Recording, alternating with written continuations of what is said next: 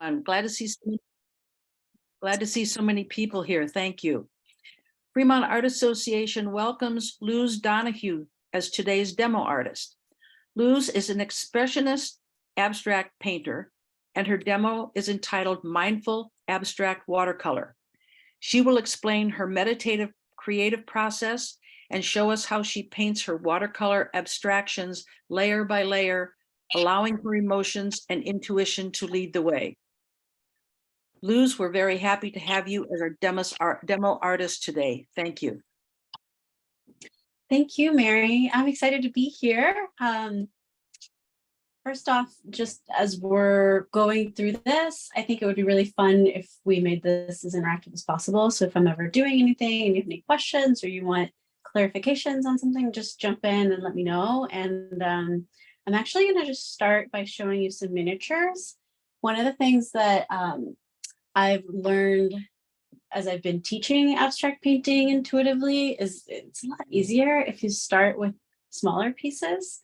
If you feel like jumping in and doing some painting along with me, I'll also let you know right now what I'm going to be using today so that you're not feeling like lost or looking for anything. Hello. So actually, let me start there. This is actually just a watercolor palette. So I'm just going to be using a little bit of watercolor. I've got like 2 colors in there. I'm going to be using a micron pen, which is water resistant. So anything that you can watercolor on top of. And I'm going to be using a color pencil. And I'll get into why those are the things that I use. But first, let me show you some of these. This is actually work that I did in a single painting session, and that'll make sense in a little bit. And what I did essentially is I work with one color at a time. And instead of trying to plan out what composition I'm going to be making or what I'm actually going to be painting, I just kind of intuitively choose the color that I'm drawn to, and then I focus on movement and I move my hand however it wants to move. And what ends up happening is that over time, those layers add up to pieces that look like they're almost like a cohesive family, and you can kind of start to group them together. So this is what happens when I'm working or traveling. I usually have like a little stack of paintings like this, like really tiny ones, and I'll take them with me and then just kind of do one layer at a time. And so what I'm going to work with you today on is I actually have a pile of pieces at different levels of, I guess, completion. And then I'll talk with you about how I think about that layering process, and when I know something is done, how I get things started, and what I do in that like messy middle. Again, if anything comes up and you're wondering about any details on any of this, let me know. Here's another set from a workshop that I did where we actually did intentions for the year. So this was kind of based on a particular intention for every person. And then we gave word to those intentions. Every color, we meditated on a particular part of that journey for us. We did these in 2021. So this was like coming out of the pandemic. And of course, like everybody had their own, and every color kind of meant something to every person. So you could also use these to make like little affirmation cards.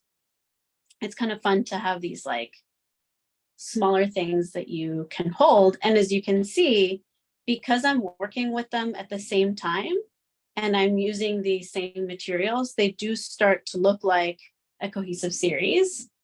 I don't always work small. I have large works that I do this with too, but this is a lot easier to show you in a single screen. So yeah, let's get to painting. I'm gonna start with these blank ones before I get too far in. So I've got some little, they're not like the most square scraps, but we've got some small pieces here, and then I'll show you what I would normally do. If you like to watercolor and you don't have a bunch of these, I highly recommend them. They're super cheap on Amazon, but it's really nice if you just like want to grab some water to start wetting your paints, or even if you need to like wet a page and get it going more quickly.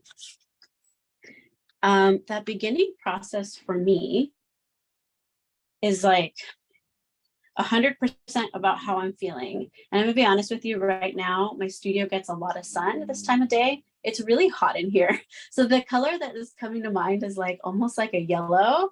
And I have this in this palette. So I'm gonna mix up a little bit of yellow and I'm gonna work with that today, because that's just like what I'm feeling and what I'm drawn to is this like heat feeling. So when I start working, there's almost like a recipe list in my head of mark making, I guess, strategies. I don't really think about it when I'm doing it. But what I do think about is I get into my body and take a deep breath into my belly, and I just try to figure out what wants to come out. And as I do that, I start to kind of uncover an image on my own. So today I'm just going to work with this one little brush. One of the things that I do within this process that helps me really stay in just the feeling of it and not go too much into the strategy of it and the art theory of it is I tend to just work with one set of color and brush at a time. And then that limitation is actually what helps me to like really stay focused on just what I'm feeling. So I'm starting here. I'm just gonna start making some blobs here. There's a few ways that I like to start. One is I'll just make like a blob of color and I'll just leave it. The other is with lines. I'm sure you've seen like the videos of Kandinsky where he just uses India ink and he'll like wet a brush and he'll just do like a crazy like squiggly line. So I've worked that way too, where I just start off with a line. The trick with starting off with a line mark that I've found is to just kind of settle on the breath and then make the lines on each page a different length. Like I think that's a really easy way to have different marks. So these are very short, or I could go very long, but you see I'm moving through the papers really fast. I'm not spending a whole lot of time on each of them. And this is actually exactly what I do when I'm working on large works. I don't spend a lot of time on a single one. I'm basically just trying to get myself into the headspace of play as I do these. And the main thing is just to get something started. Because ultimately what I'm doing is I'm going to build like a little puzzle that we're going to react to. So with this set, again, I'm just going to explore different options of how to get something on the paper. I'm going to show you why this is so much fun. But I love like just grabbing a bunch of water and letting it settle, because then you'll get these, this is like very much like how not to watercolor, but you end up getting these really cool marks on the edges. And I like the way those look when I'll show you a dried one. You get these cool like lines to work with later. So that's one of the strategies that I'll take is I'll just let the water kind of do its own thing. And my job is to just spread it so that there's a starting point.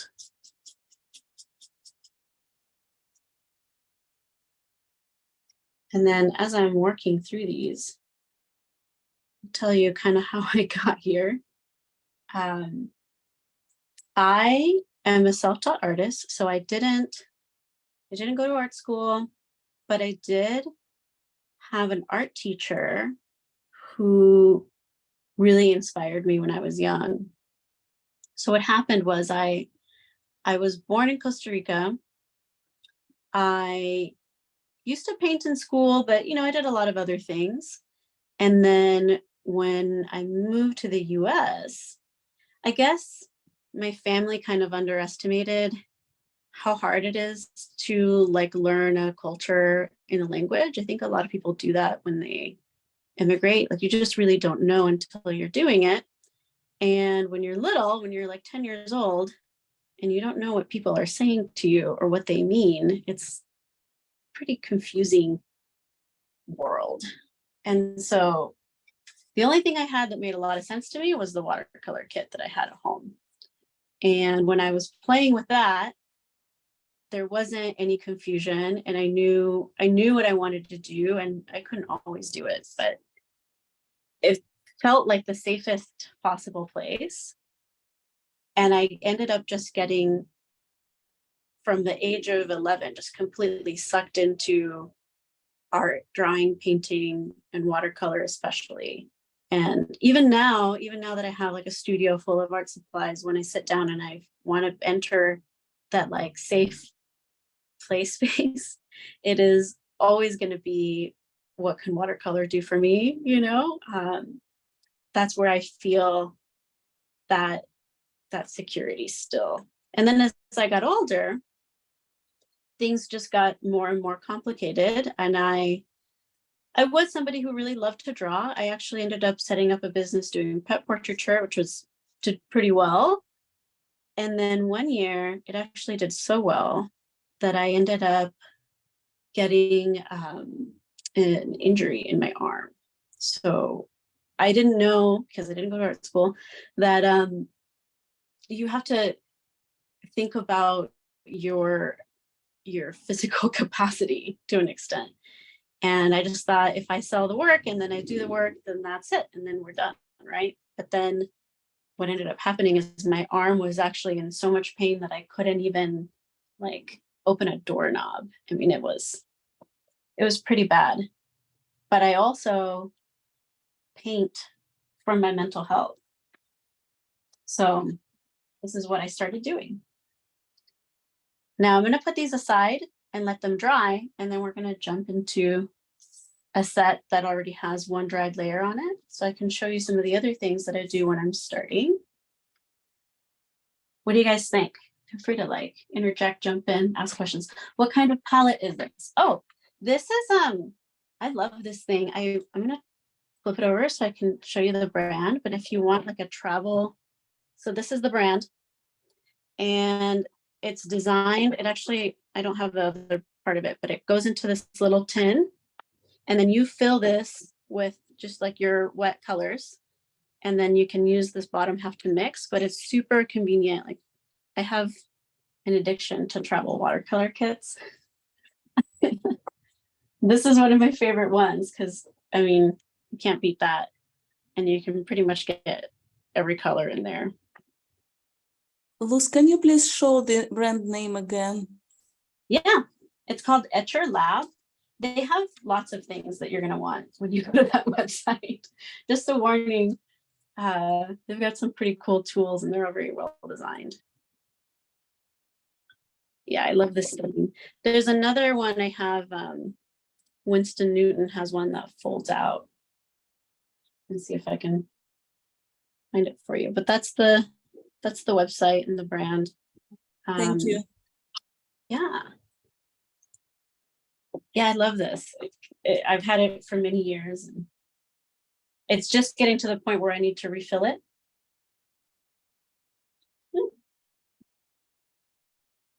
Okay. I'm going to find a spot to push this towards. Okay. And you can go even simpler than I did with these. You can do, little circles. And I saw in the backgrounds of some of your Zooms that some of you are already doing abstract painting. So whatever your approach is, feel free to incorporate it into this and let me know how that goes for you. So one of the other things I like to do is just cover a background. I've got some other ones here that I've done different things with, where I've got maybe just like a couple blobs of color. This one's just this like funny little mark. So since these are dry, oops, just it's like gonna have to be part of the pattern now. We'll jump into these. So now that I have a second layer, I like to repeat the exact same process. So whatever it is that I am feeling, I just switch to another color or another material. And again, I use the same material across all of them. Right now, I'm looking outside my window. And outside of my studio window is the garden. And there's this enormous corn plant. And it's all of these different colors of green. And I don't know why. It's the healthiest thing in my garden right now. It's just like exploding. I don't know, maybe just a good sunspot. So I'm feeling drawn to this green that I picked out. And I'm also feeling drawn to the idea of like some big lines, I guess. So I'm gonna do these long strokes. This is what I'm feeling.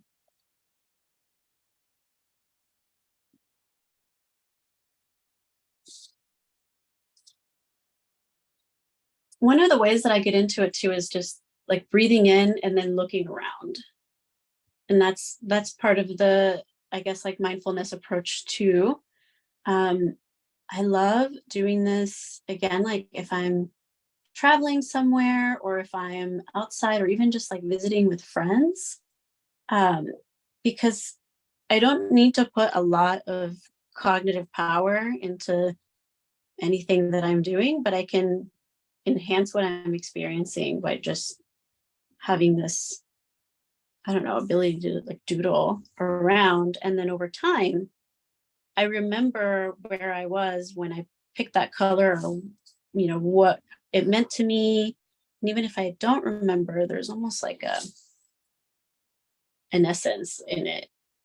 And so because these are not going to dissolve with the water, I can just jump in and then do another layer here. So I think I'm going to go with a little bit of green because I'm still feeling the green. This is actually just a little sample that I picked up from this Etsy shop, and they make natural pigments. So everything is from some plant or dirt or, you know, rocks or whatever. And they're kind of interesting because they're a little bit more opaque, but they're not quite gouache. So, and I did switch brushes just to kind of have a little variety. But there's not a lot of thought going into it. I'm not thinking like, I know what this brush can do, and then I'm gonna make that mark. I'm just kind of going through and feeling what my arm wants to do.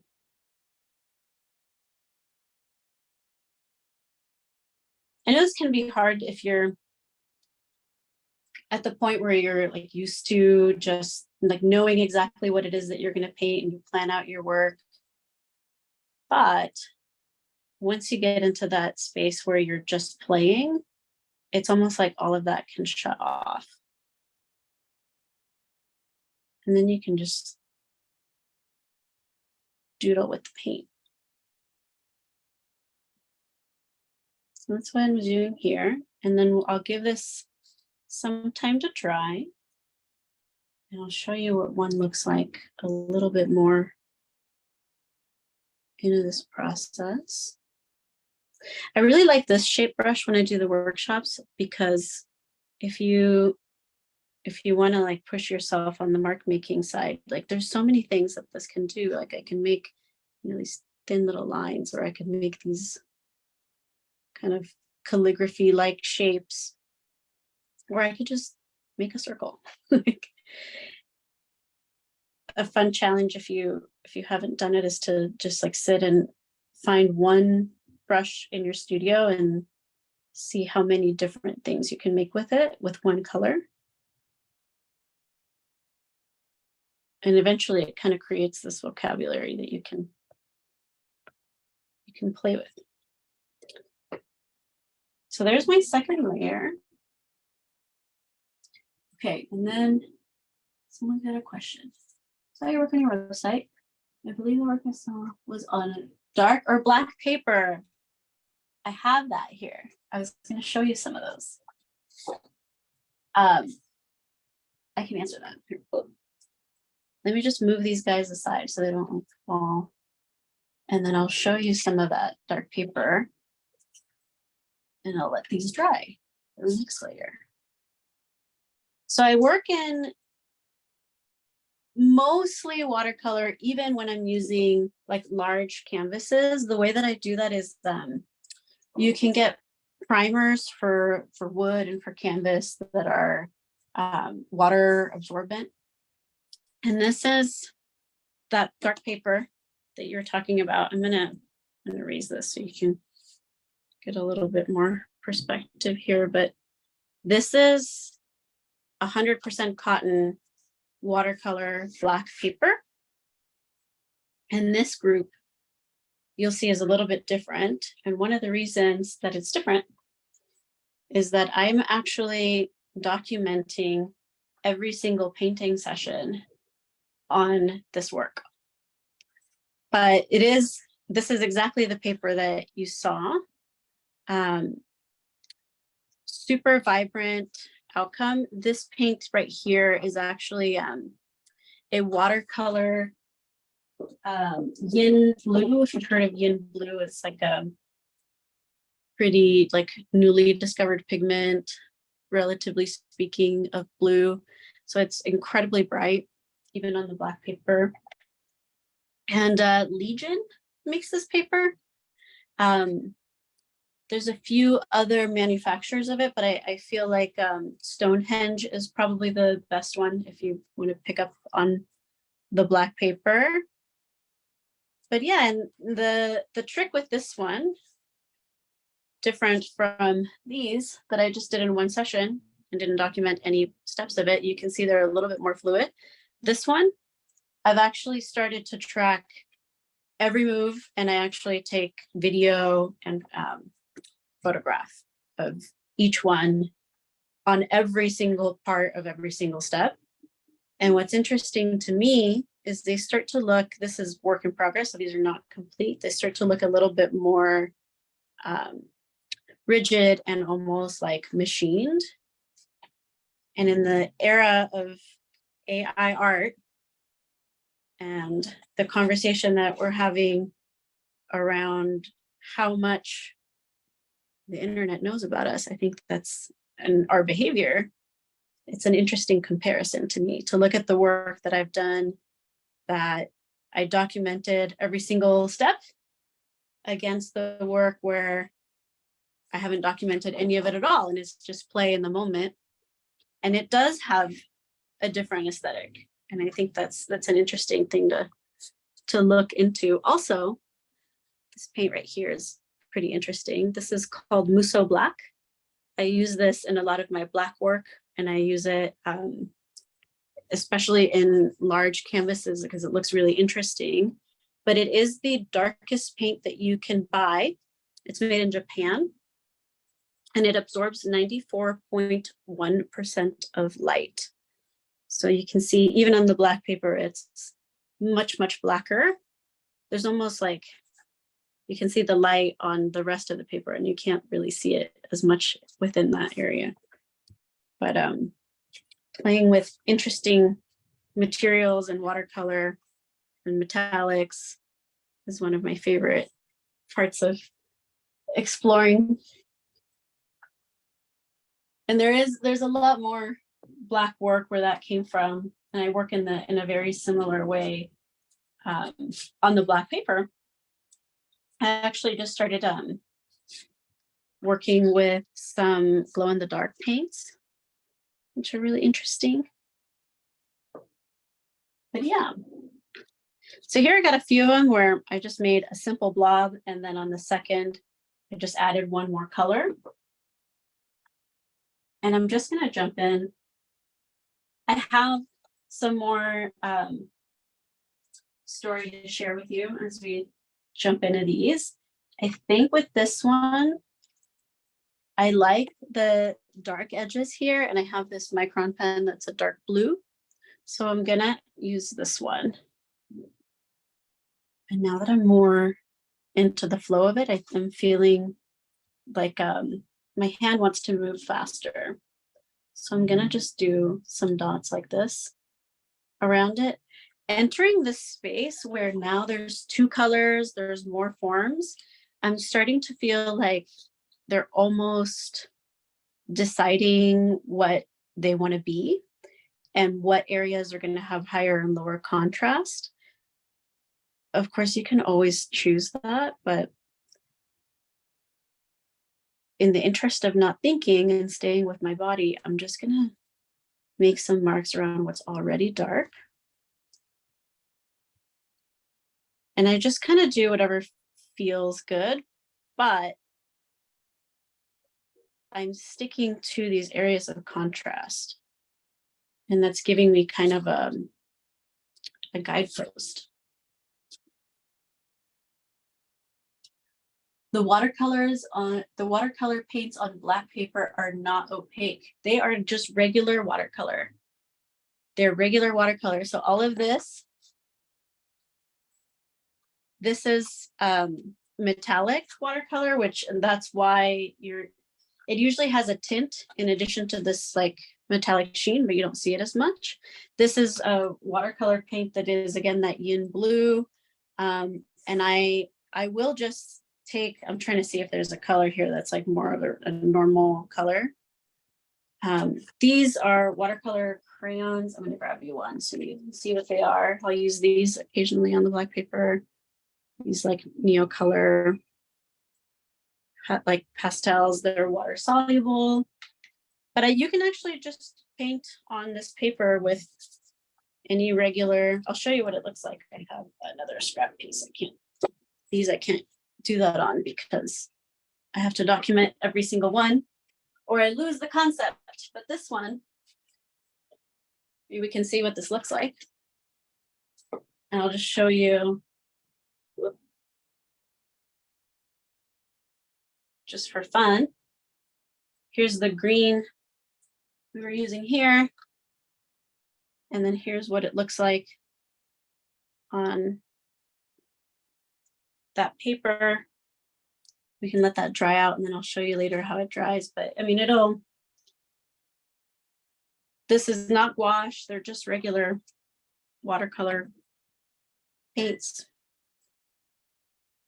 Here's just like, I think this is like a Winston Newton yellow. You do have to kind of saturate it a little bit more, but it does show it.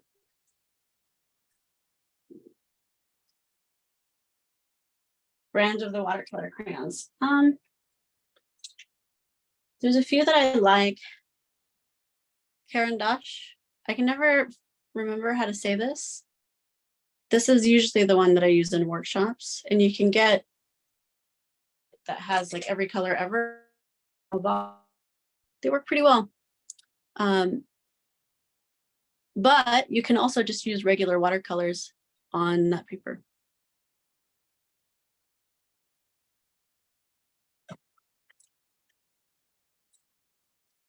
Okay.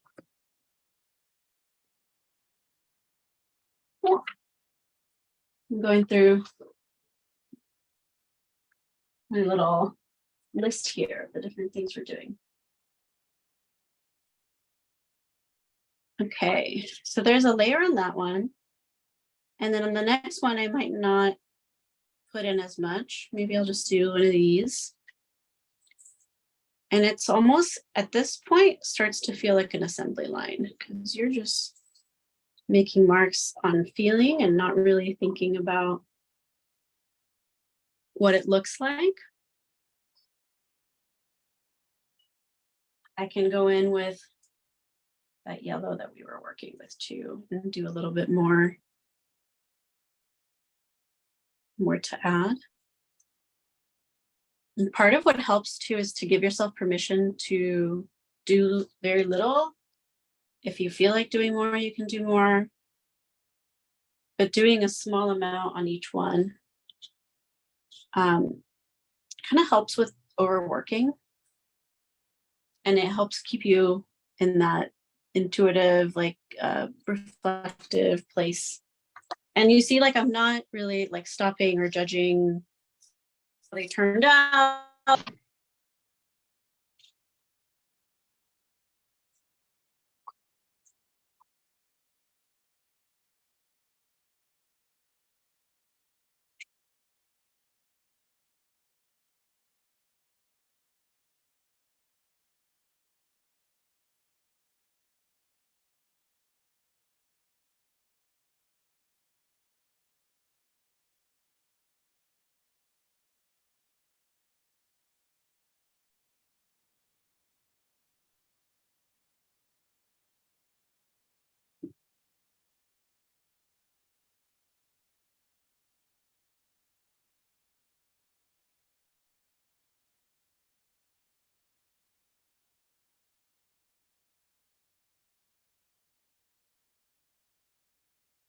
Luz, we can't hear you.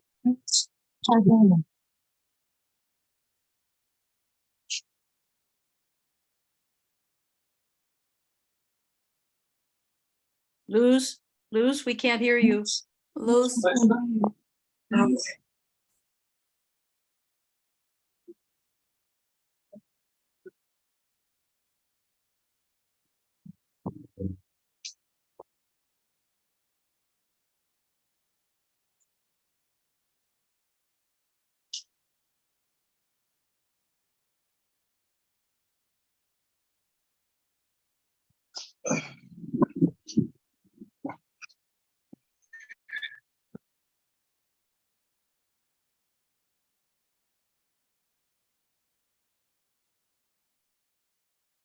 Luz.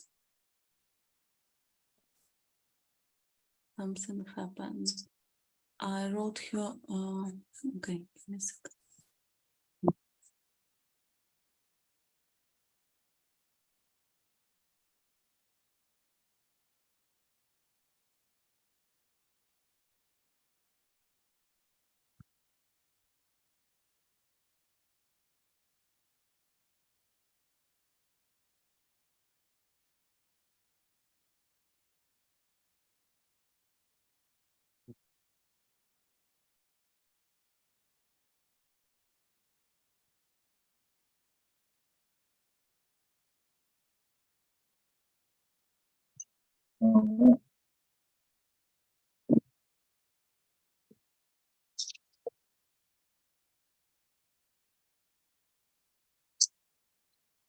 How's that? I'm gonna mute the phone. Can you hear me here? Yes, yes. Okay. I don't know what the last thing was that I said. It's like maybe No, you guys a couple heard. of minutes, like maybe 2 minutes. Did I lose you somewhere? Yes, you Lower? did. After you made the yellow marks on those pieces, and you were I'm bringing gonna- the 5 that you have here, then we lost you. We lost your sound. Okay. I'm gonna turn the sound on, so if we end up getting feedback, let me know, and then we'll switch back to what we had before. Okay.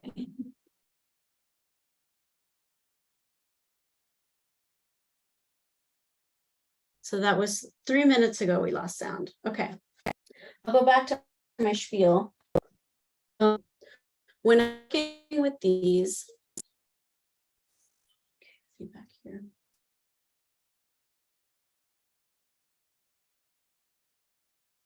How's that? Okay. Can you guys hear me okay? Are you hearing an echo? Now it's wonderful. We don't hear any echo. So. Okay, so it's just on my end. That's okay.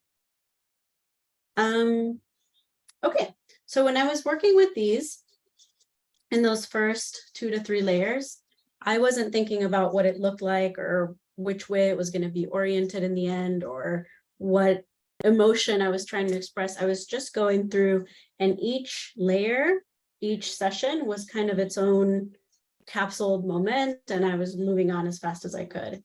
With these, now that I have 3 layers, I can identify that some of them are starting to become a composition on their own.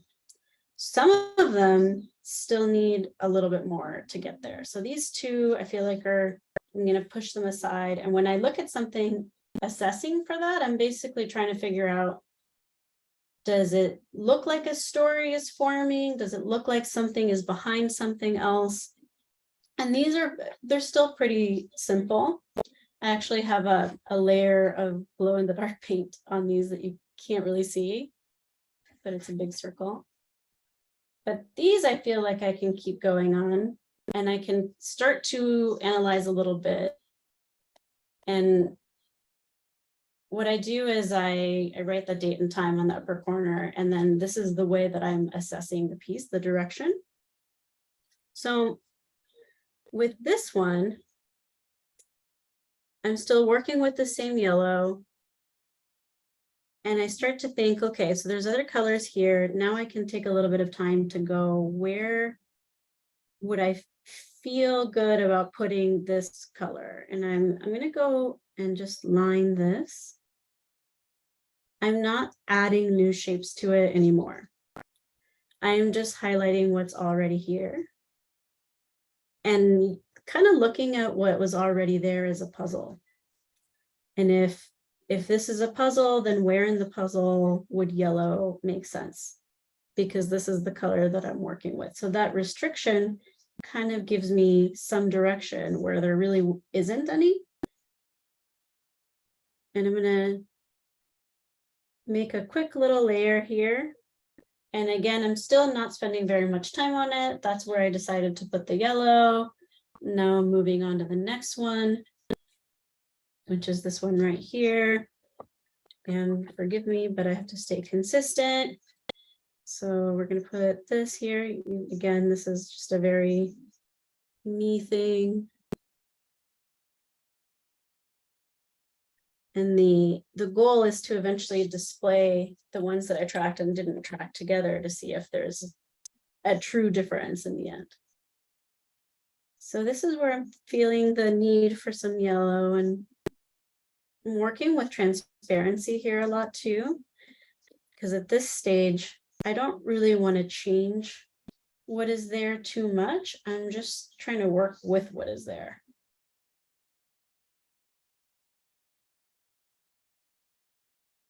And now that we've been painting for a while, these first few that we did are drying out. And you can see how far we go from one layer to several layers, and how it starts to look like its own thing. Even though I didn't really plan any of it, it starts to emerge, and then eventually we repeat that process many, many times, and we end up with something like this that looks like it has a pattern and a little bit of intention behind it.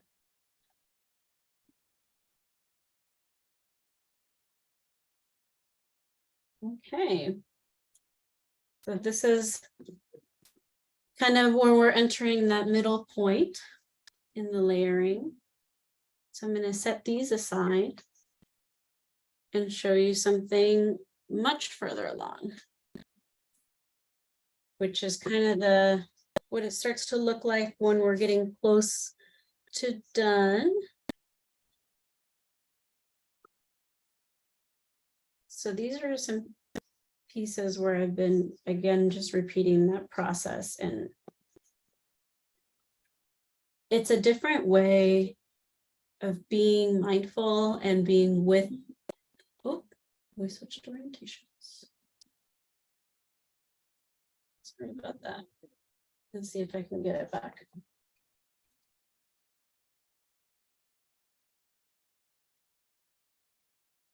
There we go.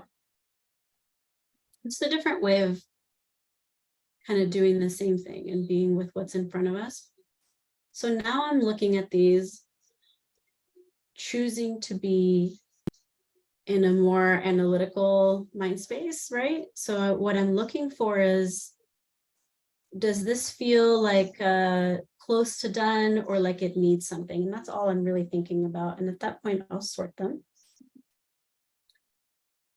This is starting to feel like it's coming together. After enough layers, they start to get kind of a character going. This feels a little bit less complete than some of these. And so I might put these in a different pile. This feels like something is a little bit off.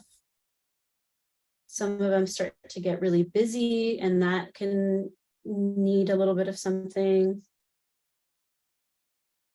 And so I'm going through and just deciding how close to done is it. And to me, done is kind of a feeling.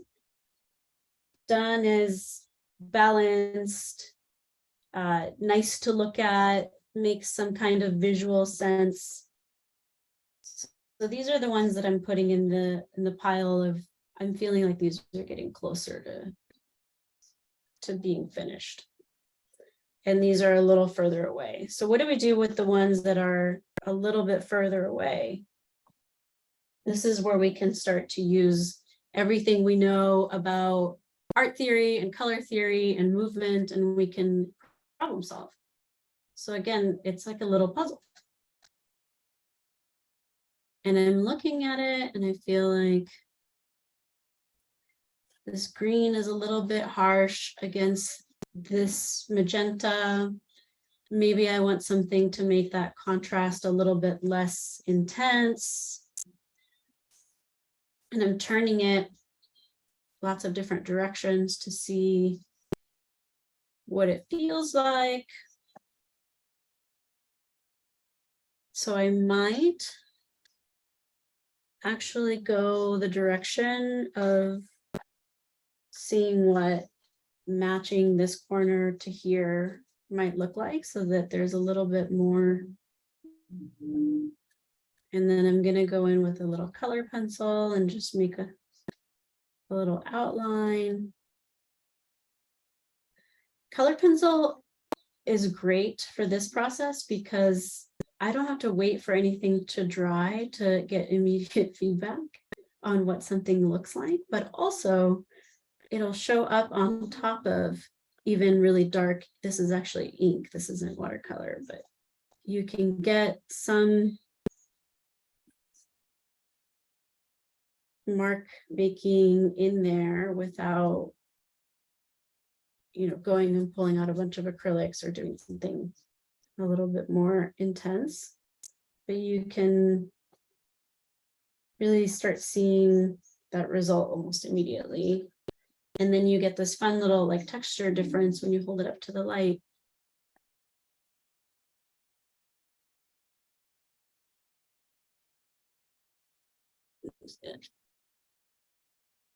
Okay. Yeah, so this is feeling like maybe if I go over this and make it a little bit less intense, maybe I'll like it better. And then I'll go through the entire pile in that same way. And I'll just go one by one. Here, I'm feeling like this is a little bit scattered. So maybe I want something to create more of a line with the warm colors. If I put something here, I feel like it draws my eye and it starts to make more of a shape. So maybe we put a little bit of a yellow heart down here, and now it starts to be more of a C shape. And I'll do that pretty quickly. So I'm going through all of them and checking the various directions.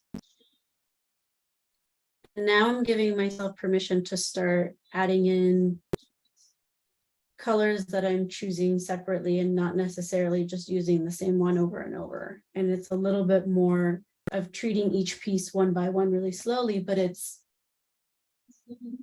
all based on the images that came up when I was working very, very loosely.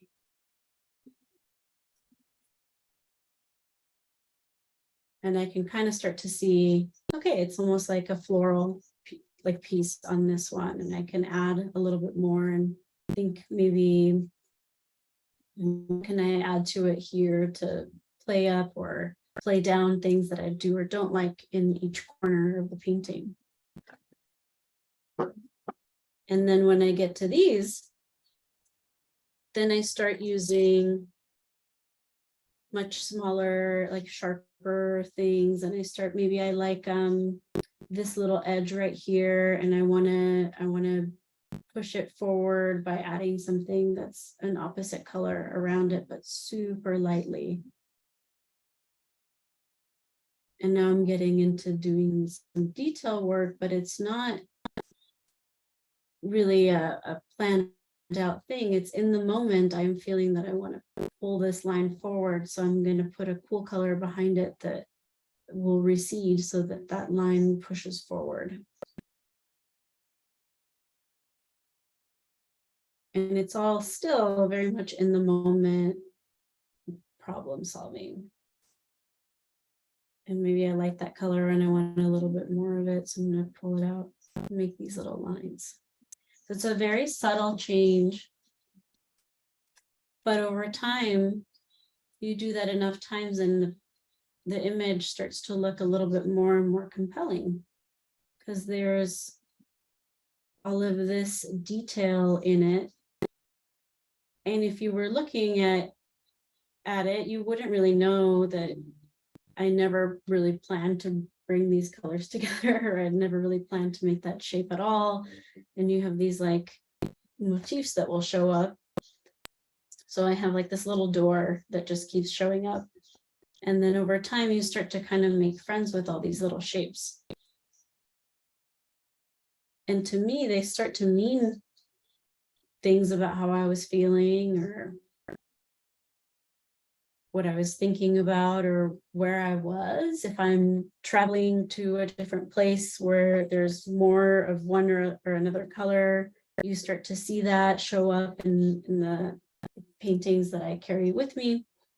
If I'm home, I'm near the redwoods, so there's a lot of greens, there's a lot of ocean colors. If I'm in a city, things might change.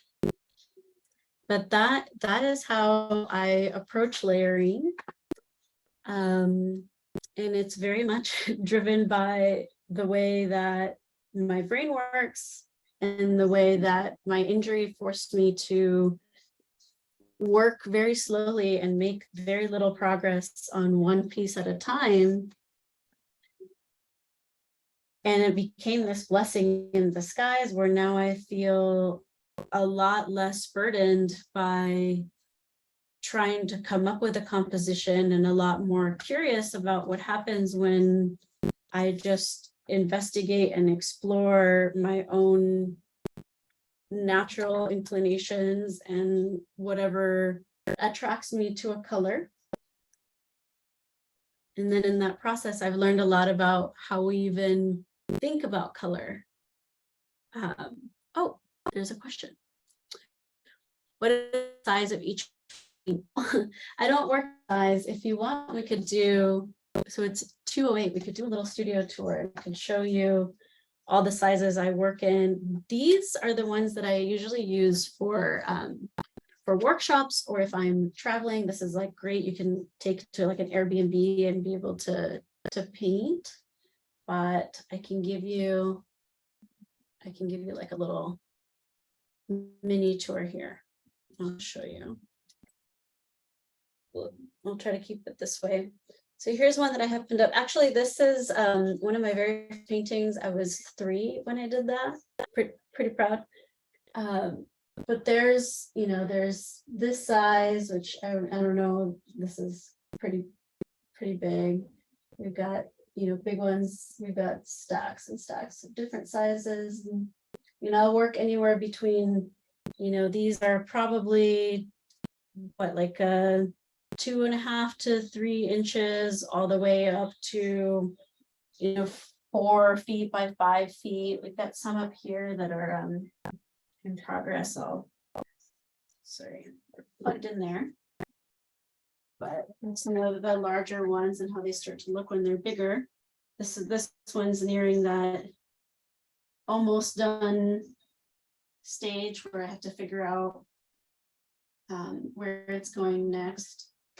This is like a mirror paint that actually, if I get close enough, you can see a reflection. It's kind of cool. But yeah, they can get pretty big. And even the large ones, I usually have several going on at the same time. These are watercolor paper. Yes, these are arches. I'll show you. You're gonna see yourself there, but this is the paper that I use. What does this say? 18 by 24. Occasionally I'll get a roll too. And then this canvas back here, this is also watercolor, but this is on canvas that's been primed with a watercolor. Let's see if I have one. I think there's one right here. This is watercolor ground. You can get it in pearlescent, or you can get it in like different colors, and this will actually prime any surface, a canvas, or these wood panels are also primed with this material so that I can watercolor on them. And it'll pretty much not 100%, but it'll behave very close to paper, except that then you can layer it on top of itself and have kind of different layers of watercolor. But yeah, see, is there another? The larger ones on watercolor paper. Yeah, I mean, yeah, I'll work on all kinds of different sizes. Obviously, it's really fun to work large, but you can't really take it with you.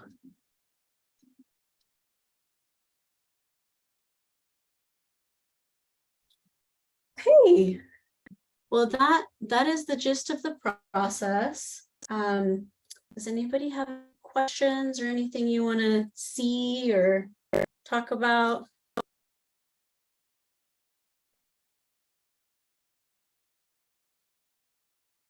Do I use various? Yeah. So I do a lot of wet on wet. And I do a lot of mixed media layering. In terms of like traditional techniques, you know, I definitely just play with whatever comes to mind. So I do have a traditional painting background, and I would be lying if I said I didn't like lean on it when I was trying to achieve something, but I try to like stay very true to this process and just do kind of like one technique at a time. So I might use like different approaches, but for the most part, I'm gonna stick to one in that stack, in that session. And then another day I might come back and try something else. But yeah, I mean, I definitely use a lot of different techniques as I'm working. So Luz, then what do you do with those little pieces of art that you have? Do you apply those on a larger canvas, like for mixed media? These are very experimental. You know, I don't really I cherish them. That's what I do. I don't sell them or anything. They're just very, because it's like usually the work that I do on here is when I'm going somewhere and I'm traveling and they're like attached to all these memories. Like I have a set here and I actually write down where I took them. So some of these have been to like 8 different locations with me. And part of the journey that my work is on is to eventually create a series of NFTs that aren't just an image, but they're actually the unfolded story behind the work. So I will probably use a lot of these for that because they have the most documentation behind them. They're just very like precious. But the bigger ones usually have like a kind of a mind of their own. I have been told like, oh, you should put all of the small ones, like frame them in one large piece and then have them all like shown together. But for now, they're just mine. Mm-hmm.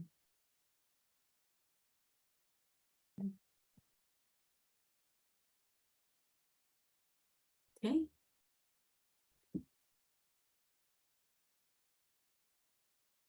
Yeah, the more that I do this, the more that I can see like carrying watercolor around with me and doing abstraction while I'm out in the world. It starts to develop the larger pieces and it starts to develop everything else. So they are influencing everything, but they're not really part of it. And in a way, there's so much more freedom in working in these like tiny scraps because you're not really trying to create this like grand composition. And sometimes what will happen is I'll make something and I'll really, really like it and I'll blow it up in like a larger piece of paper. But other than that, they're kind of just their own little intimate little box of my experiences.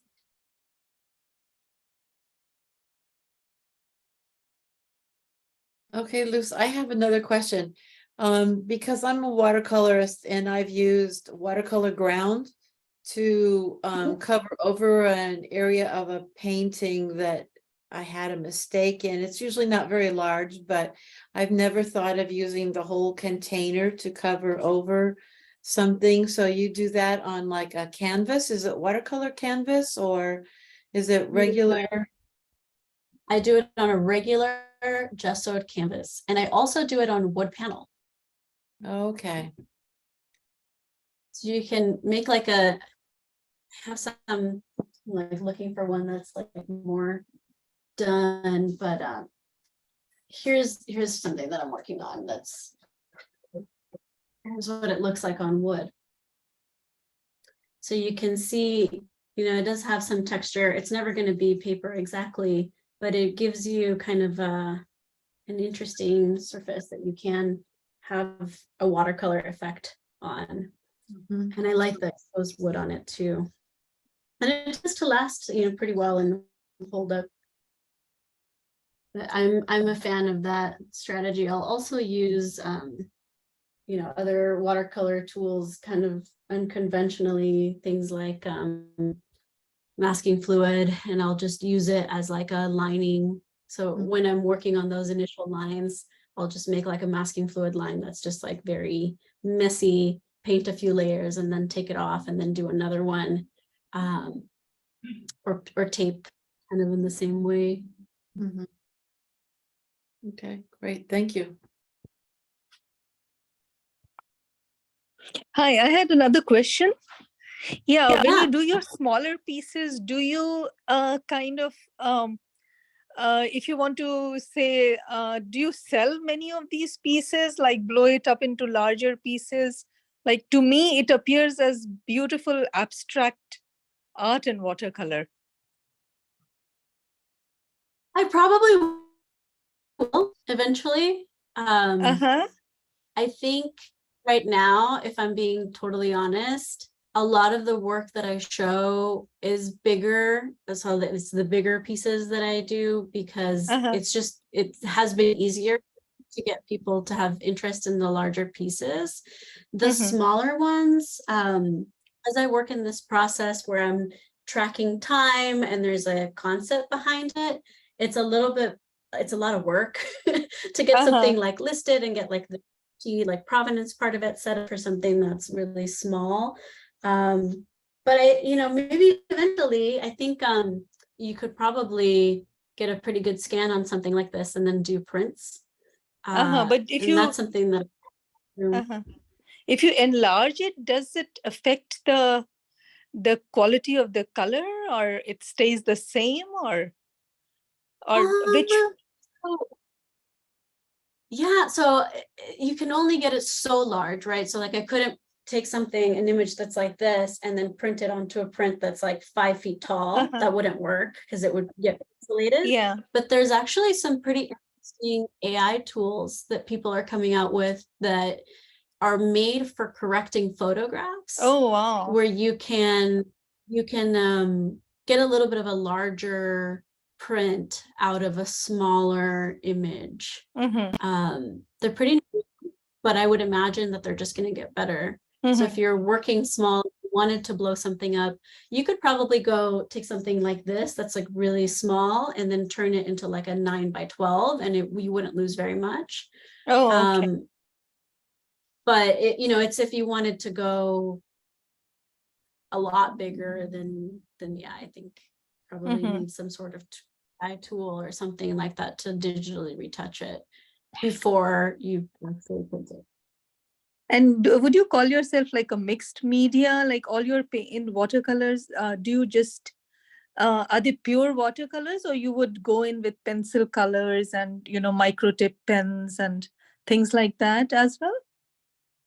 Yeah, it's mixed media, and I would say like 65 to 70% of it is watercolor, but I do work with other tools, and I have things like acrylics in the studio for when I want to do detail work, or acrylic markers or things like that to kind of add a little bit more like of a visual interest that's different.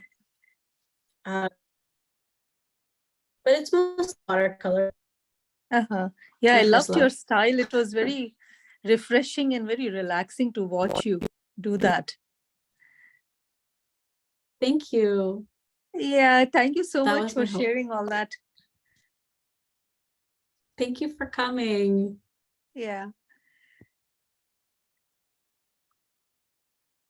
My hope eventually, one of the things that I'm working on for the next spring is to do some outdoor painting workshops where we go and we just walk around Santa Cruz. There's so many places. There's natural bridges. I live right by the Henry Cowell forest, and just like sit on picnic benches and take in spaces and just kind of work just out in like the beauty that we have around. I think it would be a really relaxing, really nice environment to do that in. Wonderful. Thank you very much. I actually worked with you and did a little bit of my own. Really? Yeah, and I found it very kind of like meditation. It's like very unique technique, and I got completely different thing because I'm different person, and yeah, and everybody will do something unique, something different. This is so cool. Thank Definitely. you. And that's what's so Thank fun you for about sharing. doing Yeah. this in groups too, is you get to see how other people use tools, and it's everybody has like a completely different consciousness, and then it all kind of comes out in its own like different arrangement. That's really one of my favorite things about this, is everybody will make something totally different. This is very inspiring. Thank you very much. Thank you.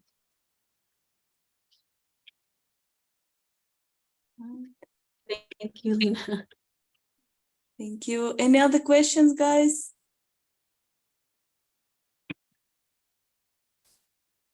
I enjoyed your demo, Luz. I'm a beginning watercolor painter, so I'll give it a try, see what I come up with too. Thank you. You've inspired me to try something new.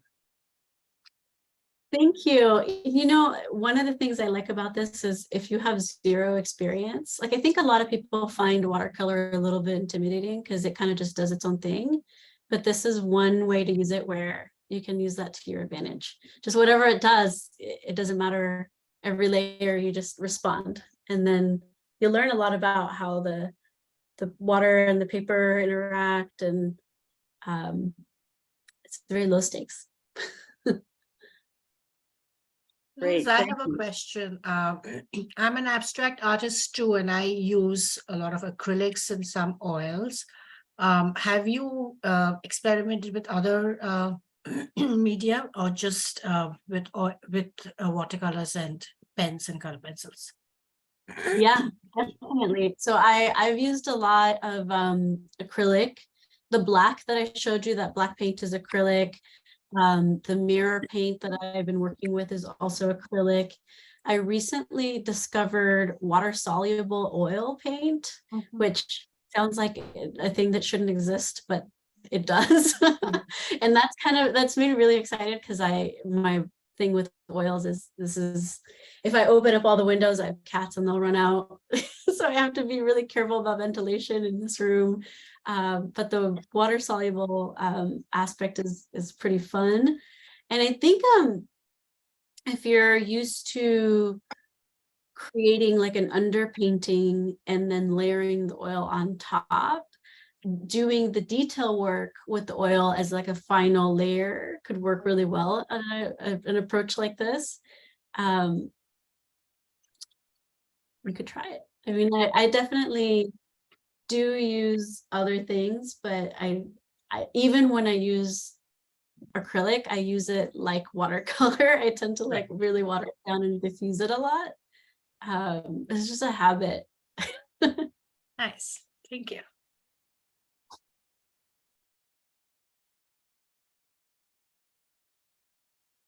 Thank you. Right. Thank you, Luz. Thank you, everybody. Yes, I will stop recording.